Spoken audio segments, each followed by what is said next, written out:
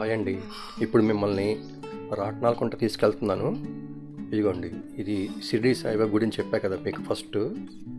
మీకు ఒక వీడియోలో చేసి చూపించాను. ఇప్పుడు మనం రాట్నాలకుంట వెళ్తానికి ఈ రోడ్ నుంచి వెళ్ళాలి. ఇక్కడి నుంచి 10 కిలోమీటర్ దూరంలో ఉంది.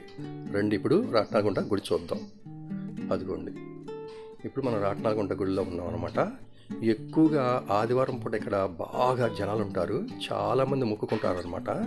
అన్నప్రసాదం చేయడం కానీ, కార్లు కానీ, స్కూటర్లు కానీ, తర్వాత జేసీబీలు కొన్నా, ఏవి కొత్తగా కొన్నా కానీ అక్కడికి వచ్చి పూజలు చేయించుకొని అమ్మవారి అనుగ్రహం పొంది తర్వాత తీసుకొని వెళ్తూ ఉంటారనమాట. చూస్తున్నారు కదా ఈ గుడి ఆవరణ ఎంత అందంగా తీర్చిదిద్దారో. ఒకప్పుడు ఈ విధంగా లేదు. ఈ మధ్య రీసెంట్గా చక్కగా కట్టి అన్నిటికీ రంగులు వేసి అష్టలక్ష్మి విగ్రహాల్ని కూడా పెట్టడం జరిగిందనమాట. ఇప్పుడు మీకు అయ్యి కూడా చూపిస్తాను, చూద్దరు కానీ. చూస్తున్నారుగా ఇక్కడ అన్నప్రసన్నం జరుగుతుందన్నమాట. చూడండి, అమ్మవారి యొక్క విగ్రహాన్ని మీరు చూసి దర్శించుకోండి.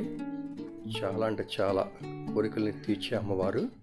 చూస్తున్నారు కదా, అష్టలక్ష్మిల్లో గజలక్ష్మి, ధైర్యలక్ష్మి, అలాగా రకరకాల విగ్రహాలని మొత్తం 8 విగ్రహాలని అక్కడ పెట్టడం జరిగింది. చాలా పీస్ఫుల్గా ఉంది, చాలా హాయిగా ఉంది. ఈ వాతావరణం చూడడానికి చాలా మనకి ఇక్కడికి వచ్చి చూసిన తర్వాత మళ్ళీ ఇంకోసారి చూస్తే బాగుంటుంది అనే ఆలోచన మీకు కలుగుతూ ఉంటుంది అన్నమాట. ఎందుకంటే మీరు మొక్కుకున్నప్పుడు ఈ కోరికలు తీరుతాయి కదా, కంపల్సరీగా మీరు వస్తారు. ఇప్పుడు చూడండి, మనం గుడి ఆవరణ బయటకు వచ్చి చూపిస్తున్నాను మీకు. అదిగోండి, ఇప్పుడు ధ్వజస్తంభం కనబడుతుంది కదా, ఎదురుగుంట వైట్లో కనబడుతుంది వినాయకుని విగ్రహం అన్నమాట.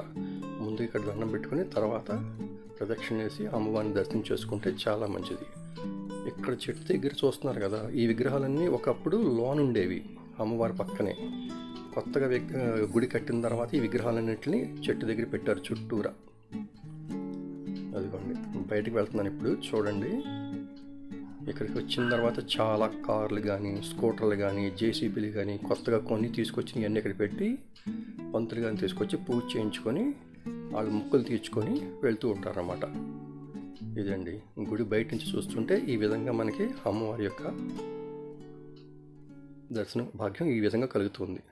ఓకే అండి, గుడ్ బాయ్. మళ్ళీ మరి ఒక్క వీడియోతో మళ్ళీ మీ ముందుకు వస్తాను.